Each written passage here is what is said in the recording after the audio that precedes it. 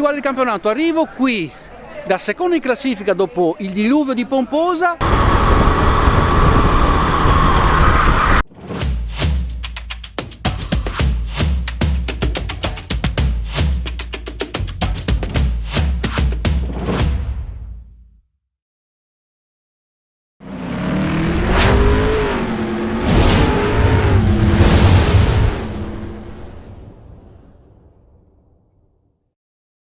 Ciao a tutti e benvenuti in questo nuovo appuntamento con il campionato Amici del Kart Veneto. Pausa estiva conclusa, si ritorna in pista e si ritorna, come vedete, in quel della pista azzurra di Jesolo, in un contesto veramente particolare, veramente molto bello, come quello della Champions Cup, che per chi non lo sapesse, nell'epoca d'oro del mondo del karting, intorno a cavallo tra gli anni 70 e 80, era considerato come un mondiale. E per farvi un'idea di chi ha corso in questo evento, uno su tutti, Magic Ayrton Senna, ma questo è un'altra storia, probabilmente dell'anno prossimo. Per quanto riguarda il campionato, arrivo qui da secondo in classifica dopo il diluvio di Pomposa, a pochi punti dal leader, per cui questa potrebbe essere una pista che mi è molto favorevole, visti anche i precedenti. Ho già corso qui nel 2019 con una rimonta pazzesca, veramente mi sono divertito tantissimo. Per quanto riguarda il format di gara, avremo 10 minuti di qualifiche, pausa e poi avremo 20 giri di gara, che qui sono veramente tosti per via anche della conformazione della pista. Per quanto riguarda il costo, siamo sui 42 euro,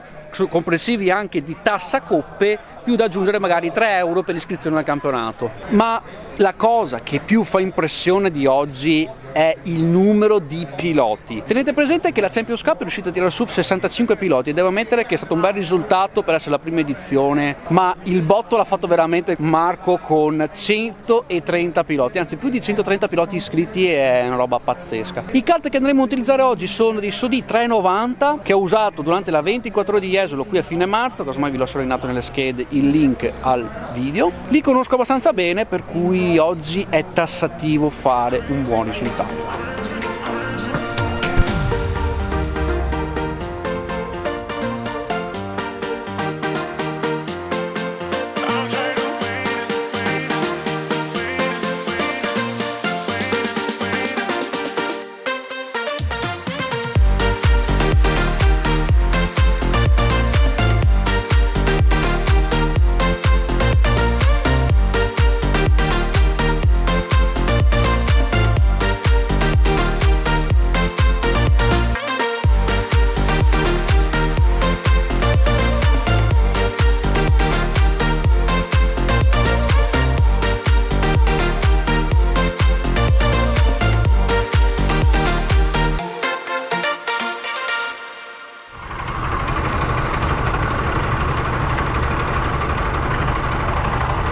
Sapete, è dalla 24 di marzo di quest'anno che non giro qui a Jesolo. Ho ancora in mente tutti i riferimenti della pista, però so già che oggi sarà una storia totalmente diversa rispetto a qualche mese fa. Ma prima di buttarci in qualifica ci sono un paio di annunci da fare, a parte invitarvi a cliccare sul pulsante iscriviti per supportare il canale, quello è doveroso. In primis, vi piace la maglietta? Questa è la maglietta estiva ufficiale degli Amici del Kart Veneto, che potrete acquistare anche voi andando a visitare il sito del campionato che trovate in descrizione insieme a tutti i social. È completamente personalizzabile sia in colori che nei loghi che vorrete aggiungere. Unica nota stonata è l'abbinamento cromatico bianco e nero. Avrei preferito di gran lungo il rosso-nero. Con settembre è iniziata anche la mia collaborazione con la pagina Instagram Rental Karting, che vi consiglio vivamente di visitare e seguire e che sta diventando un vero e proprio punto di riferimento per il movimento rental italiano. Trovate il link sempre in descrizione. Ma sempre con settembre si inizia a programmare anche il 2022 e credetemi che in ballo c'è un progetto veramente incredibile, ma di cui vi parlerò più avanti. Per cui è aperta la ricerca di sponsor per la prossima stagione, una stagione che vi anticipo uscirà dai classici confini. Quindi se siete interessati vi lascio qui in video la mail per contattarmi, che trovate sempre disponibile in descrizione, con anche il mio media kit aggiornato. Torniamo alle qualifiche. La mia strategia è molto semplice: cercare il trenino giusto per poterne sfruttare la scia.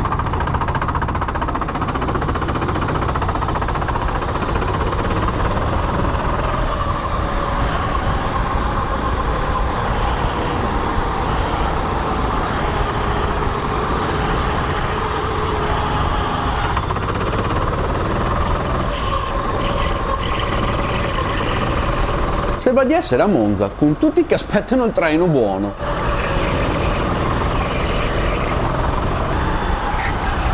Il kart però mi sta dando delle sensazioni strane.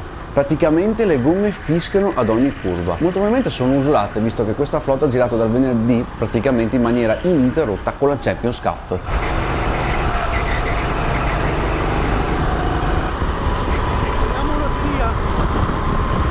Bene, prova a fare un giro veloce.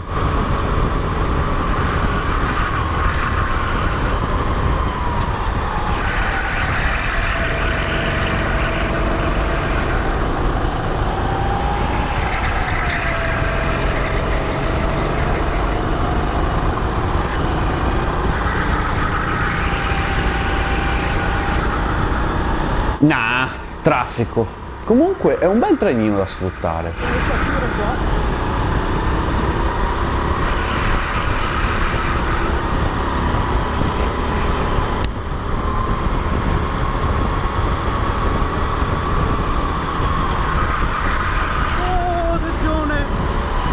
Oh, porca miseria! Avete visto? Quel kart è letteralmente andato dritto in curva 1 addosso alle barriere. Speriamo stia bene. Io alzo immediatamente il braccio per segnalare il pericolo.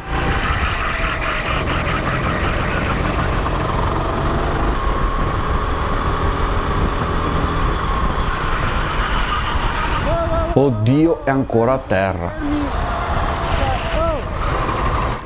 Fortunatamente se ne sono accorti e hanno dato bandiera rossa. Meglio tardi che mai.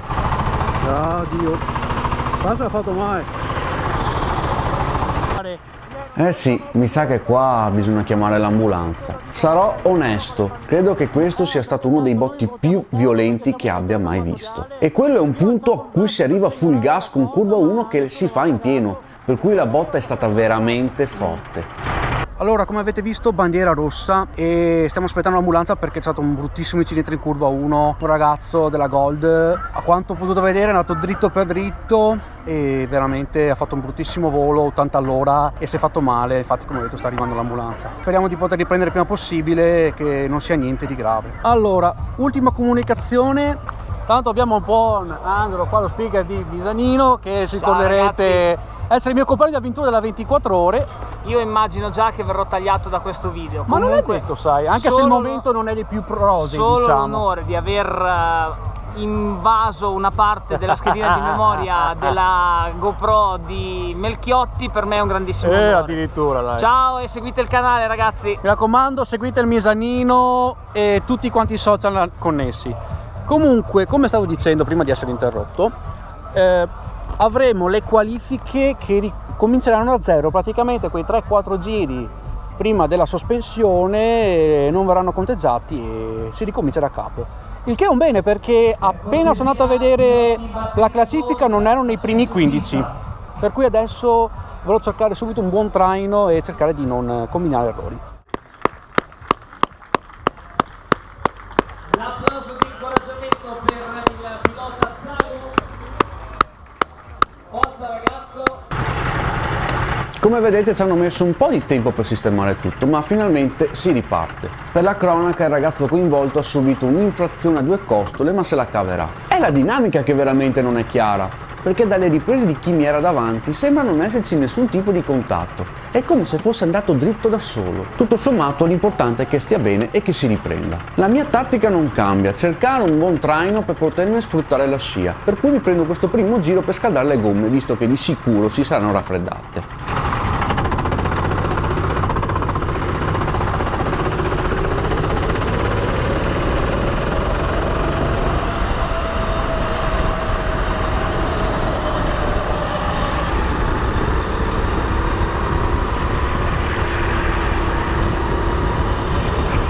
Ho capito, questo kart di motore sul dritto ne ha gran poco, per cui mi posso solo sognare di fare dei bei tempi.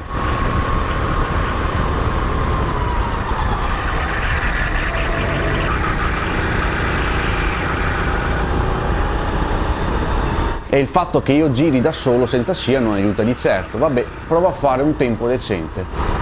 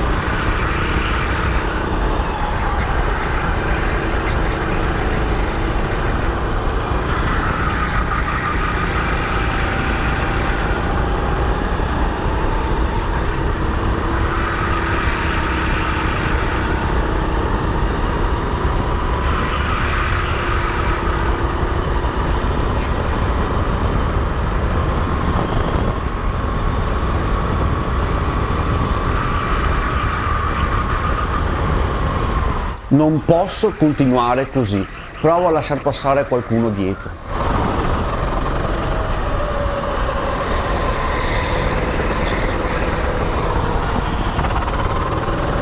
Perfetto, provo ad attaccarmi alla Giulia che so essere molto veloce.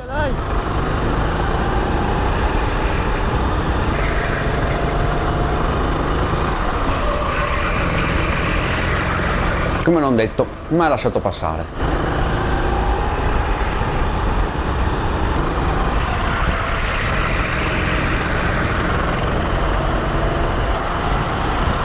Ma tu guarda, un Marco Brigato selvatico, sarebbe un peccato non inseguirlo.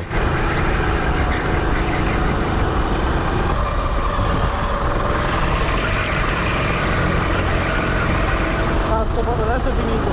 Siamo davanti alla Giulia. Certo che il mio tempismo è perfetto, probabilmente questo sarà il mio ultimo tentativo e ho di nuovo la Giulia davanti.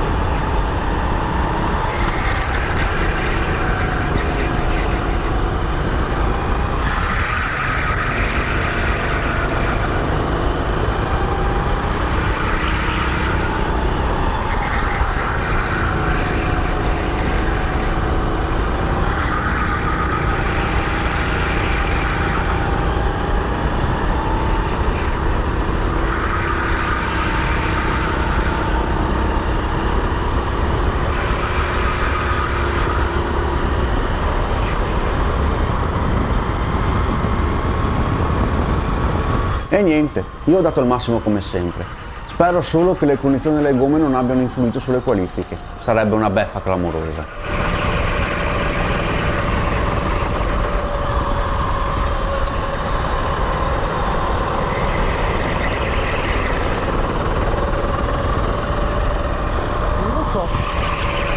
Andato bene, però non credo di essere riuscito a scendere sotto l'1-2-1 che ho fatto a marzo.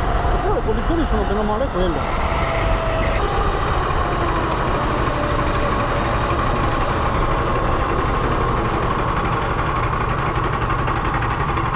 Onestamente non so cosa possa essere successo. 1, 3, 5. Veramente brutto, proprio. A parte l'incidente, però quello non è tanto una scusa, ma ho cercato di fare le stesse traiettorie, gli stessi punti di frenata di quando ho girato qua a marzo la 24 ore e in queste condizioni tra l'altro molto simili, per cui alla sera col fresco, insomma, però niente, non sono riuscito ad avvicinarmi all'1-2-1 che ho fatto l'ultima volta. Speriamo di essere fortunati col kart in gara perché mi aspetta una rimonta di quelle epiche, ma che se va in porto svolto la giornata da così a così.